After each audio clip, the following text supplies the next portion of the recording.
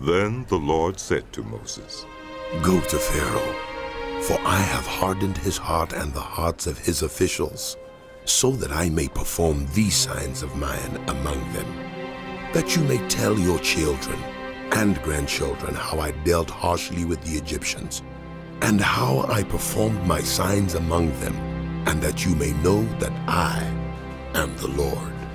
So Moses and Aaron went to Pharaoh and said to him, This is what the Lord, the God of the Hebrews, says. How long will you refuse to humble yourself before me? Let my people go, so that they may worship me. If you refuse to let them go, I will bring locusts into your country tomorrow. They will cover the face of the ground so that it cannot be seen. They will devour what little you have left after the hail, including every tree that is growing in your fields. They will fill your houses and those of all your officials and all the Egyptians, something neither your parents nor your ancestors have ever seen from the day they settled in this land till now.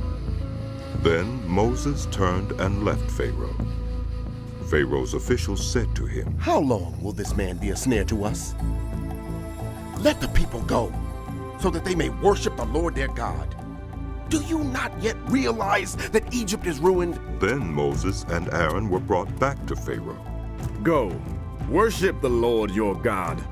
But tell me who will be going. Moses answered, We will go with our young and our old, with our sons and our daughters, and with our flocks and herds, because we are to celebrate a festival to the Lord. Pharaoh said, The Lord be with you. If I let you go along with your women and children, clearly you are bent on evil. No, have only the men go and worship the Lord, since that's what you've been asking for. Then Moses and Aaron were driven out of Pharaoh's presence. And the Lord said to Moses, Stretch out your hand over Egypt, so that locusts swarm over the land and devour everything growing in the fields, everything left by the hail. So Moses stretched out his staff over Egypt, and the Lord made an east wind blow across the land all that day and all that night. By morning, the wind had brought the locusts. They invaded all Egypt and settled down in every area of the country in great numbers. Never before had there been such a plague of locusts, nor will there ever be again. They covered all the ground until it was black. They devoured all that was left after the hail, everything growing in the fields and the fruit on the trees. Nothing green remained on tree or plant in all the land of Egypt. Moses, Pharaoh quickly Aaron, summoned Moses bring and them Aaron here. and said, I have sinned against the Lord your God and against you. Now forgive my sin once more and pray to the Lord your God to take this deadly plague away from me. Moses then left Pharaoh and prayed to the Lord, and the Lord changed the wind to a very strong west wind, which caught up the locust and carried them into the Red Sea. Not a locust was left anywhere in Egypt. But the Lord hardened Pharaoh's heart, and he would not let the Israelites go. Then the Lord said to Moses, Stretch out your hand toward the sky, so that darkness spreads over Egypt, darkness that can be felt. So Moses stretched out his hand toward the sky, and total darkness covered all Egypt for 3 days. No one could see anyone else or move about for 3 days. Yet all the Israelites had light in the places where they lived. Then Pharaoh summoned Moses and said, Go, worship the Lord. Even your women and children may go with you. Only leave your flocks and herds behind.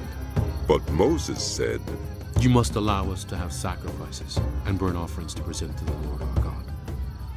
Our livestock too must go with us. Not a hoof is to be left behind. We have to use some of them in worshiping the Lord our God. And until we get there, we will not know what we are to use to worship the Lord. But the Lord hardened Pharaoh's heart, and he was not willing to let them go. Pharaoh said to Moses, Get out of my sight! Make sure you do not appear before me again. The day you see my face, you will die. Just as you say. Moses replied. I will never appear before you again. Now the Lord had said to Moses, I will bring one more plague on Pharaoh and on Egypt. After that, he will let you go from here. And when he does, he will drive you out completely. Tell the people that men and women alike are to ask their neighbors for articles of silver and gold. The Lord made the Egyptians favorably disposed toward the people, and Moses himself was highly regarded in Egypt by Pharaoh's officials and by the people. So Moses said, This is what the Lord says. About midnight I will go throughout Egypt. Every firstborn son in Egypt will die, from the firstborn son of Pharaoh who sits on the throne to the firstborn son of the female slave who is at her handmill, and all the firstborn of the cattle as well. There will be loud wailing throughout Egypt, worse than there has ever been or ever will be again. But among the Israelites, not a dog will bark at any person or animal. Then you will know that the Lord makes a distinction between Egypt and Israel. All these officials of yours will come to me, bowing down before me and saying, Go, you and all the people who follow you. After that, I will leave. Then Moses, hot with anger, left Pharaoh. The Lord had said to Moses, Pharaoh will refuse to listen to you, so that my wonders may be multiplied in Egypt. Moses and Aaron performed all these wonders before Pharaoh. But the Lord hardened Pharaoh's heart, and he would not let the Israelites go out of his country. The Lord said to Moses and Aaron in Egypt, This month is to be for you the first month of your year. Tell the whole community of Israel that on the 10th day of this month, each man is to take a lamb for his family, one for each household. If any household is too small for a whole lamb, they must share one with their nearest neighbor, having taken into account the number of people there are.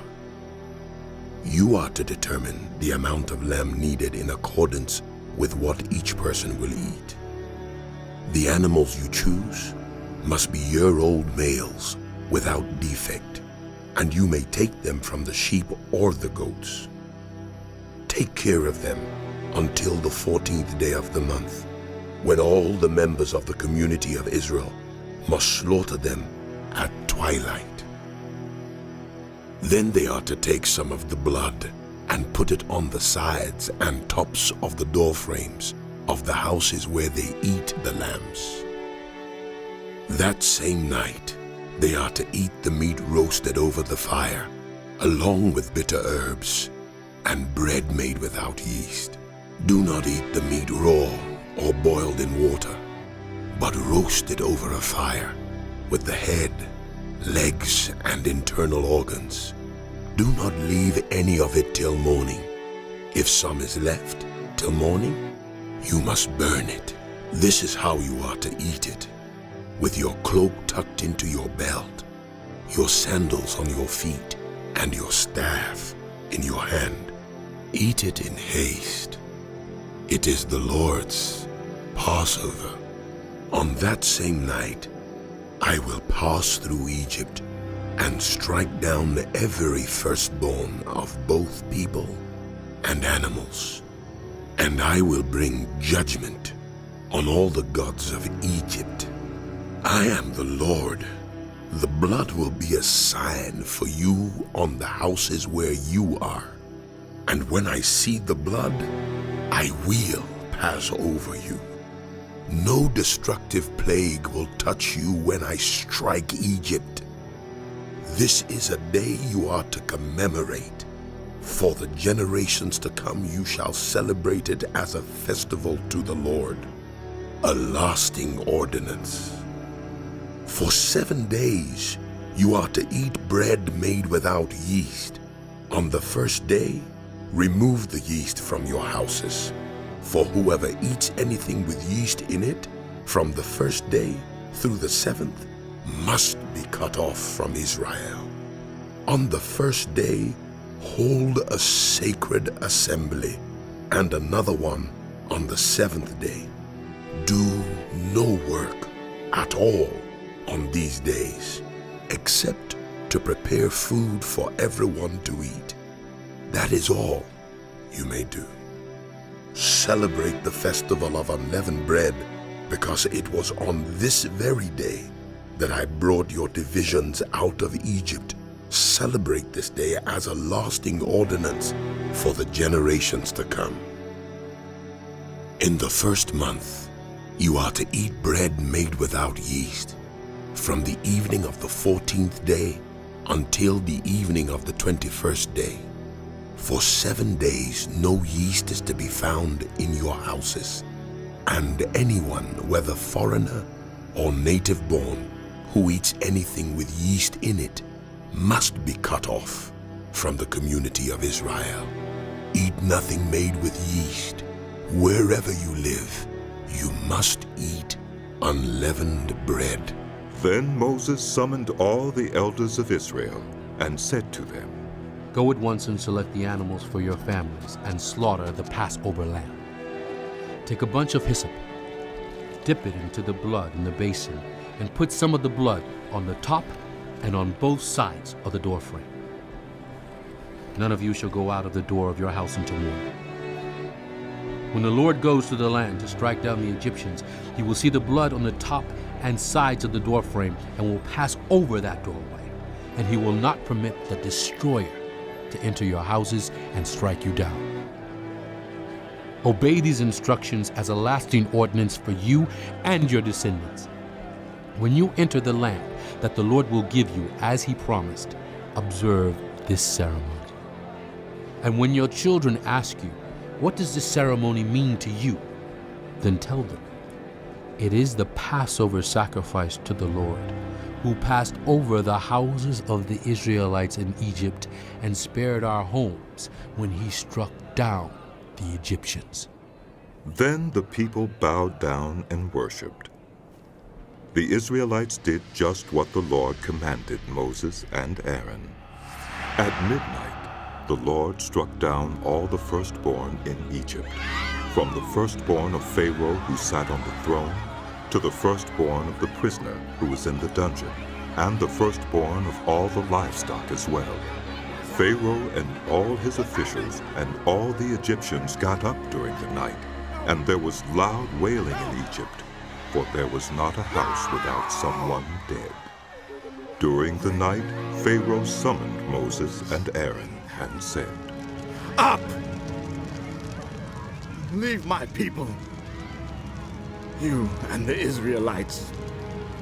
Go worship the Lord as you have requested. Take your flocks and herds as you have said, and go. And also bless me.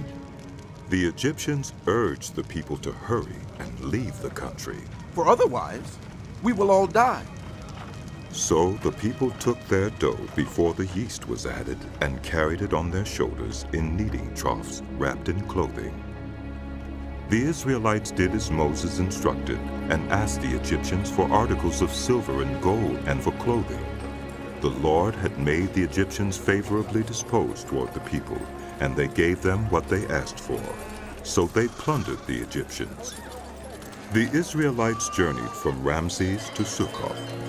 There were about 600,000 men on foot, besides women and children. Many other people went up with them, and also large droves of livestock, both flocks and herds. With the dough the Israelites had brought from Egypt, they baked loaves of unleavened bread. The dough was without yeast because they had been driven out of Egypt and did not have time to prepare food for themselves.